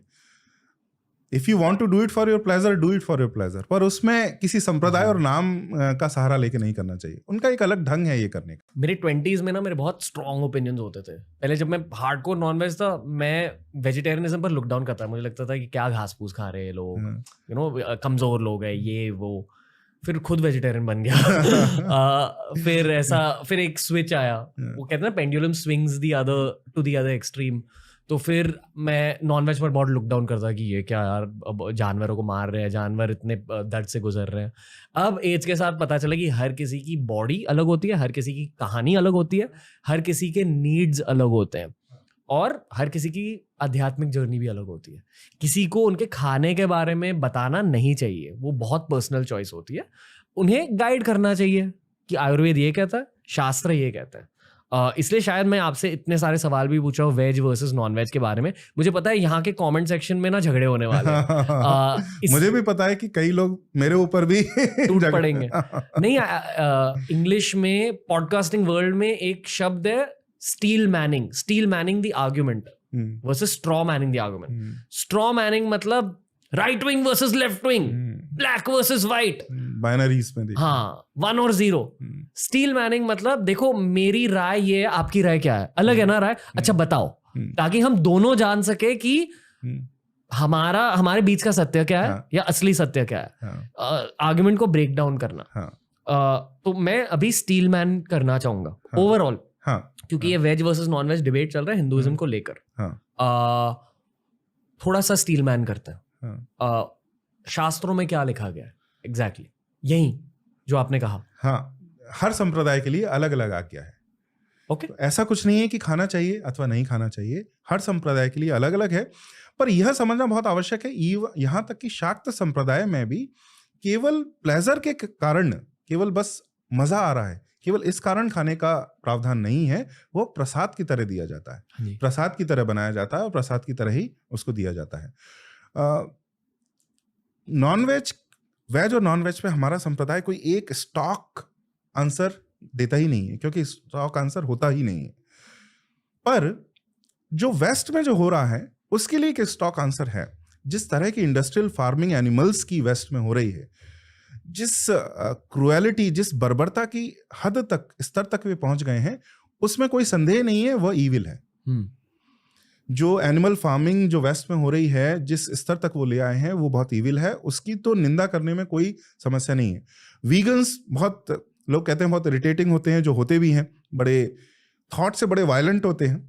पर अगर आप पश्चिम में जाएं, उनका कहना है ये जो आप दूध पी रहे हैं इसमें भी हत्या है, क्योंकि उनकी इफिशियंसी है, जब वो एक गाय का बच्चा पैदा होता है और वो मेल है, और क्योंकि वो दूध देने वाली गाय है, वो उसको बीफ के लिए यूज नहीं कर सकते, तो 4 दिन के बच्चे के पास जाते हैं, सहलाते हैं, सर पे गन रखते हैं, which is the least cruel method, और उसमें शूट करते हैं, क्योंकि ऐसा करने से ही वो इफिशियंसी रहेगी। They will not have to bring it that cow up, that bull up.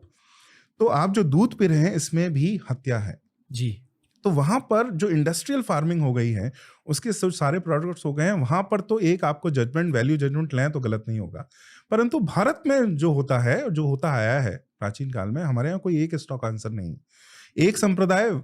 और वैष्णव ये कह के कि मैं लहसुन भी नहीं खाऊंगा, प्याज भी नहीं खाऊंगा, या कहते हुए शाक्त बलि दे सकते हैं और देना चाहिए, और उनका यह अधिकार है, ये दोनों बातें एक साथ हो सकती हैं।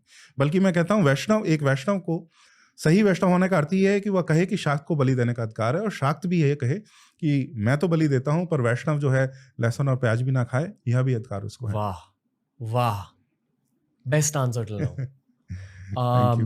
यही, और आई फील कि दुनिया भर के हिंदूज को ये सीखना चाहिए यार कि आपस में तो मत लड़ो। हाँ। अगर मैं आपसे कहूंगा कि दूसरे रिलीजन्स के लोगों के साथ मत लड़ो, आप मानोगे नहीं, बहुत सारे लोग आप फिर भी लड़ोगे जिंदगी भर। एटलीस्ट आपस में मत लड़ो। दुनिया के और रिलीजन्स में ये खासियत होती है, थोड़े से एटलीस्ट वो यूनाइटेड होते हैं। मेरा मानना ये कि हमें क्या इंग्लिश में मुझे शब्द पता है, अल्ट्रुइस्टिक थॉट। मतलब इस संसार का हर व्यक्ति एक्चुअली हमारा भाई है, हमारा फैमिली मेंबर है। ये मैं जेन्युइनली दिल से मानता हूँ। आई डोंट थिंक कि कोई रिलीजन हमारे रिलीजन से नीचे है या ऊपर है। आई डोंट थिंक कि हम किसी से नीचे है या ऊपर है।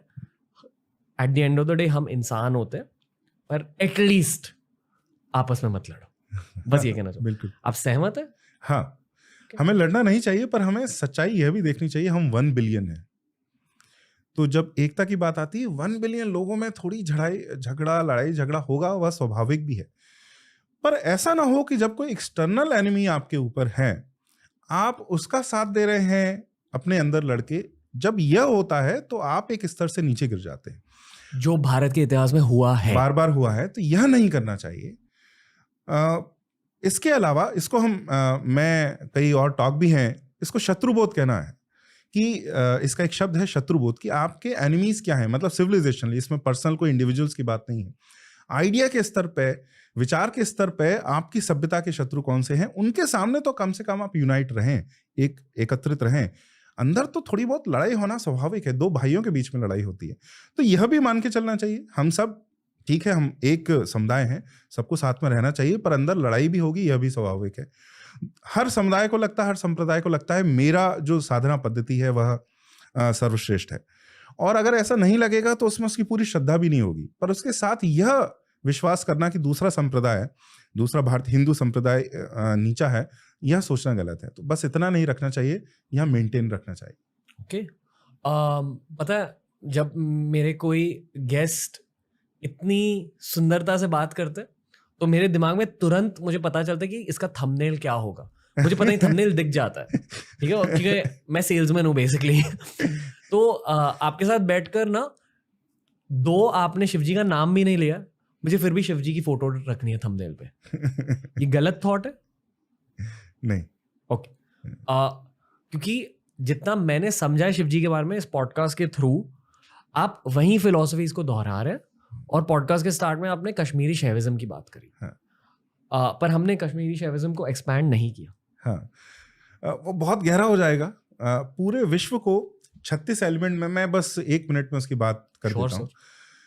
36 एलिमेंट में वो बात करते हैं, कहते हैं कि जो पूरा यूनिवर्स है it comes out of that universal consciousness, जो शैविज्म में जिसको परम शिव बोलते हैं। परम शिव वन है, उस समय ना मैनिफेस्टेशन है ना प्रिंसिपल है, केवल एक नोइंगनेस जिसको निसर्गदत्त महाराज बोलते हैं वो है। जब Param Shiv when he becomes two, he becomes Shiv and Shakti. वाह। उनके अंदर से ही 2 भाग होते हैं, Shiv and Shakti. And Shakti wants to create the universe, she wants to play. Shakti को क्रंदन करना है, स्पंदन करना है। वो बोर्ड हैं, उनको जगत बनाना है जिससे उनका समय, इस प्रकार की एक इंटरप्रिटेशन है। तो वह पूरे ब्रह्मांड का सृजन करते हैं, इसलिए उसको कश्मीर शैव दर्शन में चित्त शक्ति विलास भी बोलते हैं, जिसमें चित्त जो है वो शिव का प्रतीक है और शक्ति शक्ति, और इन दोनों के विलास से, विलास का अर्थ है खेलना, तो उन दोनों का basically it's a play of consciousness, उसको इंग्लिश में अगर बोलें प्ले ऑफ कॉन्शियसनेस है, इससे पूरा ब्रह्मांड बनता है। तो पहले 1 बिकम्स 2, फिर 2 अलग अलग होते होते कई एलिमेंट्स बनते हैं। लिविंग बींग्स भी हम उन्हीं के पार्ट हैं, यहाँ तक कि ये टेबल नॉन लिविंग मैटर भी उसी कॉन्शियसनेस का पार्ट है। तो एक जिस बात में हम वेस्ट से बहुत बिल्कुल उल्टे हैं, वो ये मानते हैं कि कॉन्शियसनेस का एवोल्यूशन हुआ है मैटर से। हम उल्टा मानते हैं कि मैटर डिसेंड करता है कॉन्शियसनेस। वाह वाह, ओके, ब्रेक डाउन कर दो सर ये थॉट। देखिए, एवोल्यूशन जो पढ़ते हैं, बहुत इसमें गहराई से जाना थोड़ा कठिन हो जाएगा, मैं बस थोड़ा सा सरल समझा देता हूँ। Sure. एवोल्यूशन में ऐसा माना जाता है कि पहले तो ये अर्थ थी जिसमें लिविंग बींग्स नहीं थे, केमिकल सूप था, और उसमें एक लाइटनिंग बोल्ट आया, कभी कुछ एक्सीडेंट हुआ होगा, और सिंगल सेल्ड ऑर्गेनिजम्स बने, फिर मल्टीपल सेल्ड ऑर्गेनिजम्स बने, और उसके बाद पूरी सृष्टि हुई। ये जीवन जब स्टार्ट हो गया, वहां से कहानी सत्य है, एवोल्यूशन इज ट्रू। वो पूरी जो साइंस, जो विज्ञान है, मैं बहुत बड़ा फैन हूँ एवोल्यूशन का, एवोल्यूशनरी बायोलॉजी में बहुत पढ़ता रहता हूँ, मुझे बहुत आनंद आता है, और क्योंकि वो लिखते भी बहुत सुंदर है और प्रकृति के बारे में बात करते हैं। मुझे प्रकृति के बारे में बात करने में बहुत पढ़ना और सीखना बहुत अच्छा लगता है, तो एवोल्यूशनरी बायोलॉजी वो है। परंतु वो ऐसा मानते हैं कि पहले मैटर था, देन कॉन्शियसनेस उसमें से इवॉल्व हुई। हम ऐसा मानते हैं कि पहले, हमारे शास्त्रों में एक कॉन्सेप्ट भी है हिरण्यगर्भ का, कि there is a cosmic womb, एक एक्सपेक्टेशन ऑफ रियलिटी है, अभी कुछ बना नहीं है। जैसे बिग बैंग की थ्योरी हम सब समझते हैं कि एक पॉइंट था, सिंगुलैरिटी था, वो कॉन्शियसनेस की तरह आप समझ सकते हैं, और वहां से एक एक्सप्लोजन हुआ और पूरे ब्रह्मांड का निर्माण हुआ। ठीक उसी तरह से शास्त्र में भी कहते हैं कि पहले कॉन्शियसनेस है, फिर कॉन्शियसनेस एक्सपेंड होती है और पूरे वर्ल्ड का क्रिएशन करती है। तो दे से कॉन्शियसनेस प्राइमरी है, एवोल्यूशन नहीं हुआ है उसका। और वो ऐसा समझते हैं कि मैटर पहले से था, कॉन्शियसनेस बाद में इवॉल्व हुई है, क्योंकि वो मानते हैं कि आपकी हमारी कॉन्शियसनेस इंडिविजुअल है, उनके पास यूनिवर्सल कॉन्शियसनेस का कोई आइडिया नहीं है। हम ऐसा मानते हैं कि वह यूनिवर्सल कॉन्शियसनेस से ही पूरा मैटर बना है, हम बने हैं, आप बने हैं, हम उन्हीं का स्वरूप है। If we remember our true selves, we will find that we are universal consciousness.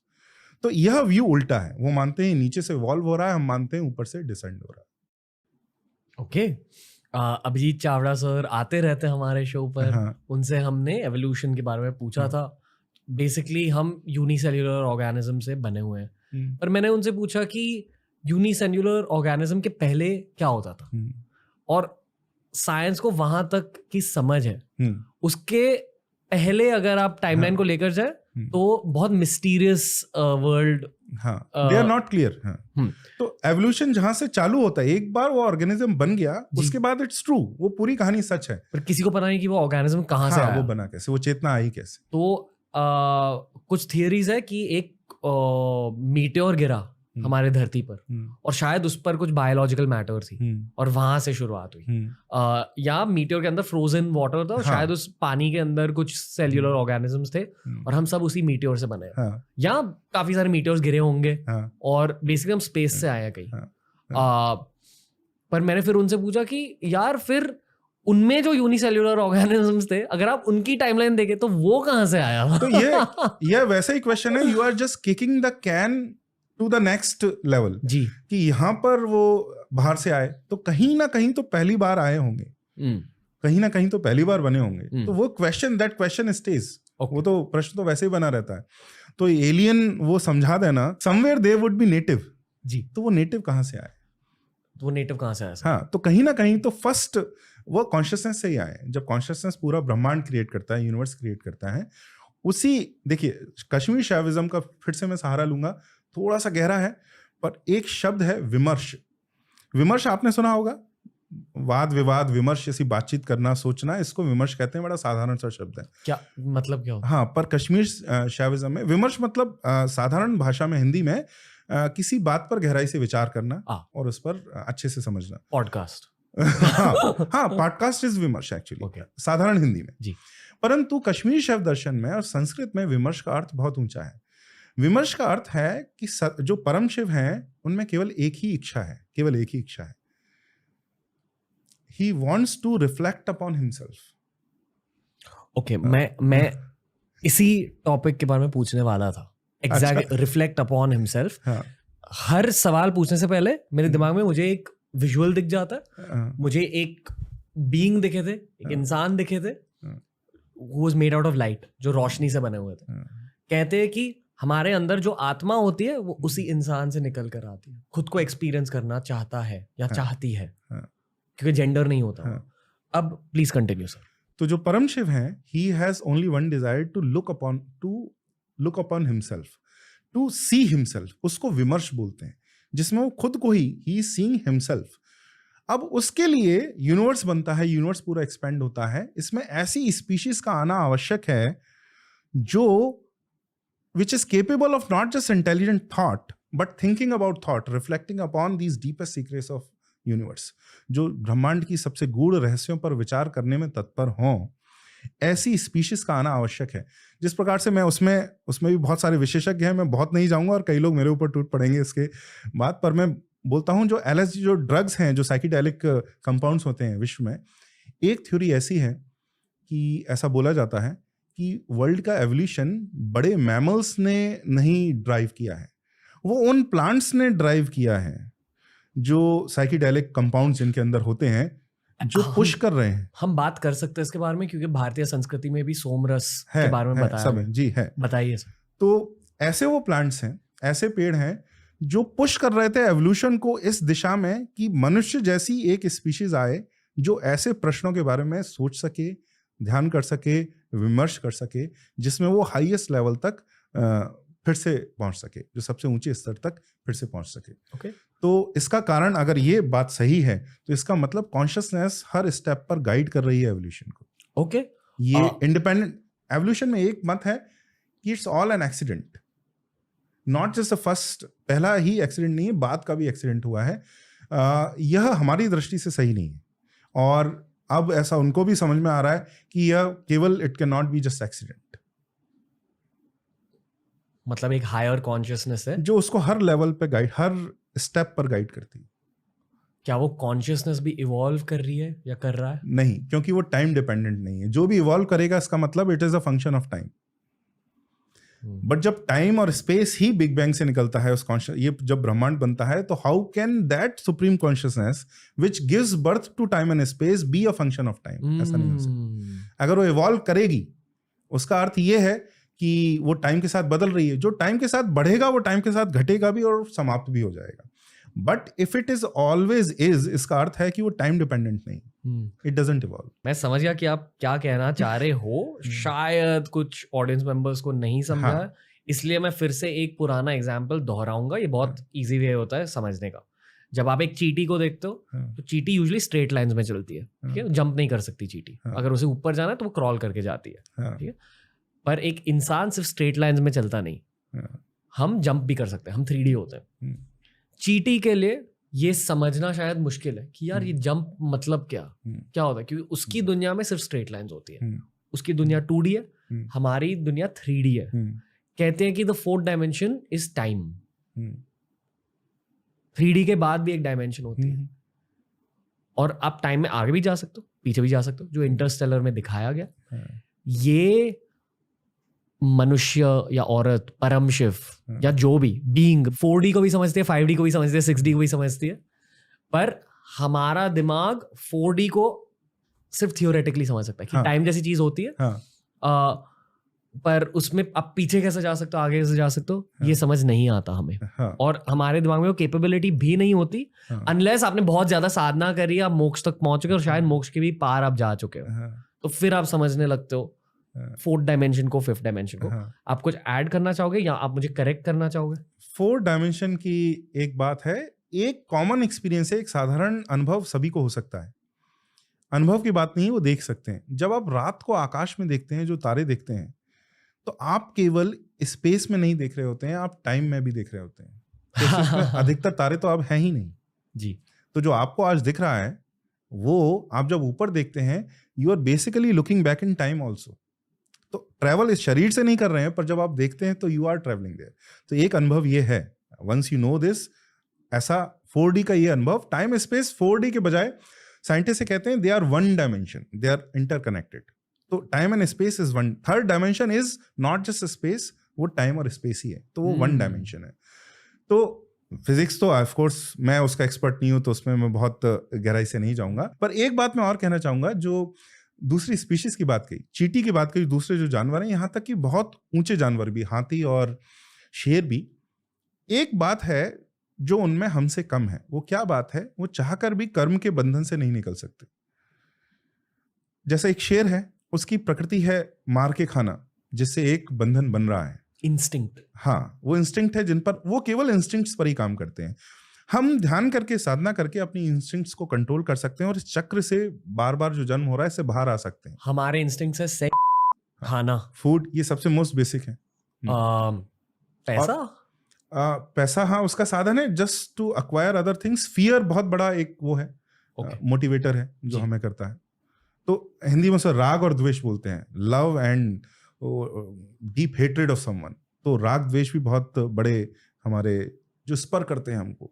किसी से बहुत अधिक प्रेम होता है, किसी से बहुत घृणा होती है, वो भी हमें आगे ले जाते हैं।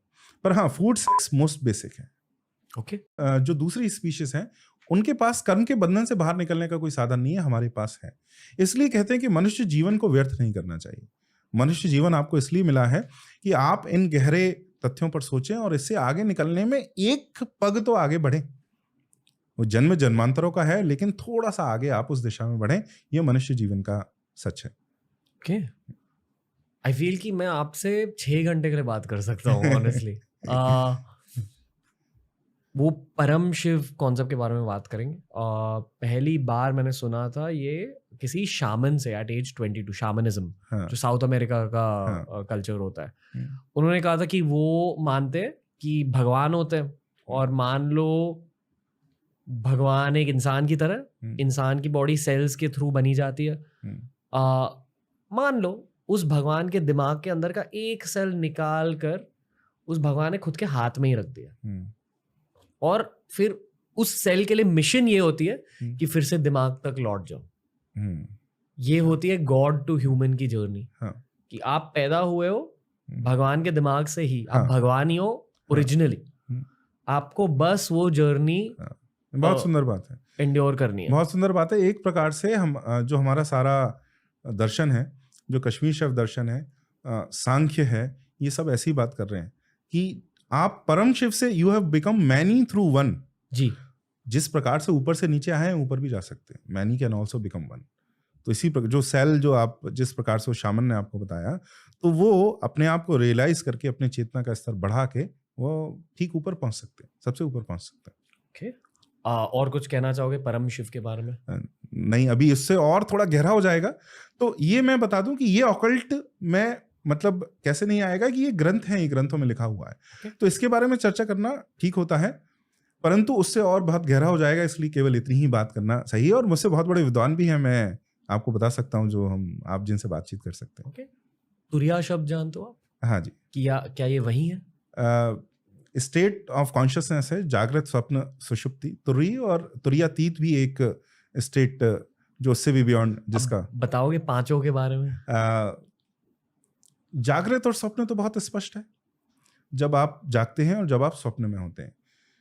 सुषुप्ति वह है डीप स्लीप। इसका अर्थ यह है कि सोने में जब आप सोते हैं कुछ घंटे या कुछ मिनट्स ऐसे आते हैं जब आपको कुछ याद ही नहीं रहता, अथवा आप उस समय भूल जाते हैं कि आप रणवीर हैं और मैं पंकज हूं।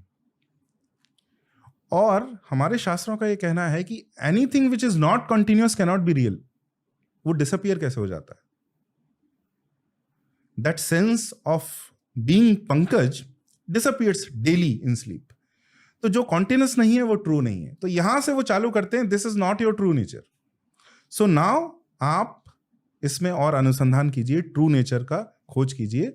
उसमें बहुत टेक्निकल डिस्टिंक्शन है तुरीय और तुरीयातीत में, कि तुरीय में you realise that you are that, I am that, जो निसर्गदत्त महाराज कहते हैं, और उसके beyond there is not even a need to realise that.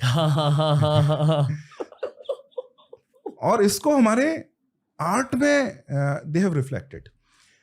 Elephanta तो आप यहाँ से बिल्कुल पास मुंबई आते हैं, मैं पहली बार मुंबई आया 10 वर्ष पहले केवल एलिफेंटा देखने। तो यहाँ जो आपको सदाशिव का जो एलिफेंटा, त्रिमूर्ति नहीं है, वो शिव के ही स्वरूप हैं सारे। इट्स नॉट ब्रह्मा विष्णु, शिव का ही स्वरूप है। और 5 हैं, एक हेड हिडन है पीछे है तो वो तो देखेगा नहीं, और एक इनविजिबल है जो ऊपर है। तो जहां भी आप देवताओं के 5 हेडेड जो फिगर देखते हैं, 5 आप मुख देखते हैं, वो इन्हीं 5 अवस्थाओं को बता रहे होते हैं, जागृत, स्वप्न, सुषुप्ति, तुरीय और तुरीयातीत। इसी तरह विष्णु के दशावतार हैं, एक पंचावतार भी हैं, व्यू अवतार बोलते हैं, जिसमें उनके 5 फॉर्म्स हैं। आपने पंचमुखी हनुमान के मंदिर देखे होंगे। तो ये सारे जो फॉर्म्स हैं कहीं ना कहीं ये वही बात कहने का प्रयास कर रहे हैं। तुरिया और तुरीयातीत के बारे में पांचों 5 स्टेट्स ऑफ कॉन्शियसनेस। कौन कौन से ये 5 स्टेट हैं, उन 5 के बारे में बात कर रहे हैं। अगर आप मंदिरों में जाएं तो एक बहुत प्रसिद्ध कथा मंदिरों की दीवार पर है, त्रिपुरांतक शिव की कथा। तो उसमें ऐसा है वो कथा कि 3 असुर थे, उनके 3 लोक थे, और वो बहुत सताते थे लोगों को। अब उनको नष्ट केवल ऐसे किया जा सकता था कि एक तीर कोई ऐसा मारे जब वो 3 लोग एक सीध में, ये लोग मूव करते रहते थे, उनके जो सिटीज हैं वो घूमते रहते थे, जैसा आप रिवॉल्व करते रहते थे, और वो केवल एक घड़ी में तीनों एक साथ आते थे। उस समय अगर शिव उसमें तीर मारेंगे तो उन असुरों का नाश होगा, और वो ऐसा मार देते हैं। और वो त्रिपुरांतक शिव की कथा आपको पूरे मंदिरों में, हजारों मंदिरों में आपको देखने को मिलेगी। बहुत है, बहुत कॉमन है। अब इसका सही अर्थ क्या है, इसका इंटरप्रिटेशन जो मुझे गुरु ने मुझे एक बार बताया, और वो कथाओं में भी है, कि जागृत, स्वप्न, सुषुप्ति आपको तीनों स्टेट्स अलग अलग बीच में सत्य का आभास नहीं होने दे रही कि आपका ट्रूएस्ट नेचर क्या है, तुरीय और तुरीय, ये जो स्टेट्स हैं वो क्या है। तो इनको सत्य खोजने की प्रक्रिया में असुर का संज्ञा दी गई है, राक्षस जैसे हैं। और तीनों को एक साथ जब हों तब आप उसको भेद दें, इसका मतलब आप उससे बियॉन्ड जा सकें। जैसे सुबह सुबह जो ब्रह्म मुहूर्त होता है, और संध्या को जो समय होता है, संधि का जो समय होता है, इस समय बहुत आसान होता है ध्यान करना। और कहा भी जाता है meditate, best time to meditate is in the morning and at dusk, dawn और डस्क पे ही किया जाता है। हमारे आयुर्वेद जो कहता है यही कॉन्सेप्ट, ये जागृत, स्वप्न, सुषुप्ति को 3 नाड़ियों की बात करता है, एड़ा, पिंगला और सुषुम्ना। तो दिन में उसमें एक नाड़ी में श्वास चलती है आपकी, रात में दूसरी नाड़ी में चलती है, और जब संधि काल होता है तो सुषुम्ना में चलती है। वो समय होता है जब आप ध्यान करें, क्योंकि उस समय आध्यात्मिक अनुभूति के लिए आप थोड़े आसान हैं, ऑलरेडी वो अलाइंड है आपकी बॉडी और माइंड। तो आप अगर उस समय का लाभ उठाएंगे तो आपको वो लाभ मिलेगा। नाड़ी मतलब स्पिरिचुअल नर्व्स। हाँ, मतलब ऐसा नहीं है कि एड़ा आपको कहीं मिल जाएगी, पिंगला और सुषुम्ना आपको मिल जाएगा। ये आयुर्वेद का ढंग है। और ऐसा माना जाता है कि शास्त्र में आपके शरीर में वो नाड़ी ना मिलेगी, पर किसी एक प्लेन पे वो सही है। सूक्ष्म शरीर में वो नाड़ियां हैं जो आपको दिख नहीं रहा, पर वो नाड़ियां कहीं किसी शरीर में है।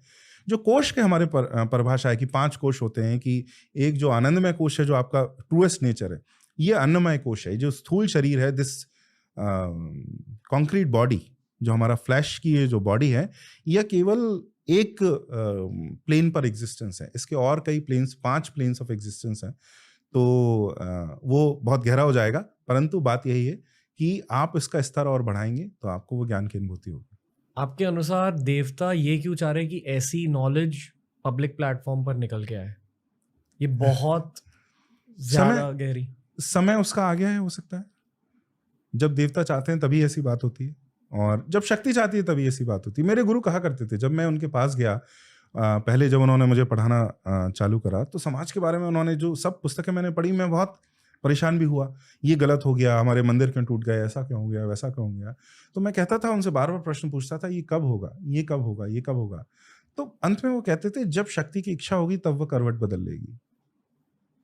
और बार बार आप इतिहास को देखें तो इस प्रकार से ऐसा हुआ है। तो सनातन धर्म के साथ जो बुरी चीजें हुई वो भी देवता के चाहत के अकॉर्डिंग हुई थी। जी, क्योंकि जब जिस प्रकार से कलयुग आता है तो धर्म का बहुत पतन होता है, पर वो 1/4 से लेस कभी नहीं होता, ऐसा माना जाता है। 3 पग अगर अधर्म है तो 1 पग धर्म है, मतलब 1/4 धर्म बचेगा। ओके। और अधर्म भी पूरी तरह से समाप्त नहीं होगा। ऐसा कोई संसार का कोई युग नहीं है। कभी तो ऐसा समय आएगा जब धर्म बहुत है, तब भी 1/4 तो अधर्म रहेगा, क्योंकि संसार द्वैतात्मक ही है। मतलब 2 इसमें गुण रहेंगे ही, अच्छा है तो बुरा है, सुख है तो दुख है, दुख के बिना सुख नहीं है। और ढंग भी हमारे यहाँ बोला जाता है, ध्यान का जो लक्ष्य होता है, दुख आप दुख नहीं मिटा सकते, उसको मिटाने का कोई ढंग नहीं है। सुख को मिटा देंगे तो दुख भी अपने आप मिट जाएगा। तो बेसिकली ध्यान में ऐसा अटेम्प्ट किया जाता है। वो डू यू फील कि हमने एक अच्छी कॉन्वर्सेशन करी? मुझे बिल्कुल लगता है, क्योंकि रवनीर, आप में एक बड़ी खूबी है। जो आज का युवा है, आपके पास आपकी संस्कृति, धर्म, सभ्यता का जो भी सत्य है, अगर वो भाषा उन्हें समझ में ही नहीं आती, तो वो बोल के उन शब्दों को बोलने का कोई लाभ नहीं है। आपकी क्या अच्छी बात है कि आप उनकी भाषा बोल के उनको सच पर ले जाना चाहते हैं। ये बहुत अच्छा कार्य है और आप बहुत अच्छा काम कर रहे हैं। Thank you sir. जब मैं आप जैसे लोगों से मिलता हूँ ना, मुझे हमेशा वो थोड़ी गिल्ट फील होती है पहले पॉडकास्ट के बाद कि मैंने जस्टिस नहीं किया इस इंसान के साथ। मतलब और भी अच्छी कॉन्वर्सेशन हो सकती थी, पर ये यूजुअली साइन होती है फॉर मोर कॉन्वर्सेशंस। तो थोड़ा बुरा भी लग रहा है, थोड़ा अच्छा भी लग रहा है। ये मेरा एक नेचुरल पैटर्न रहा है।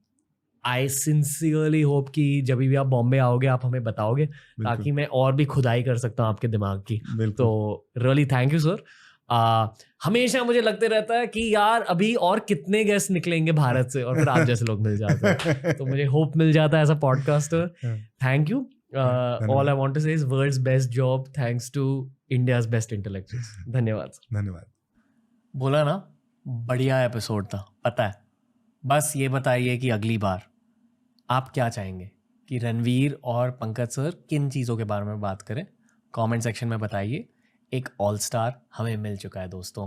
TRS, Ranveer and Pankaj sir will be back very soon.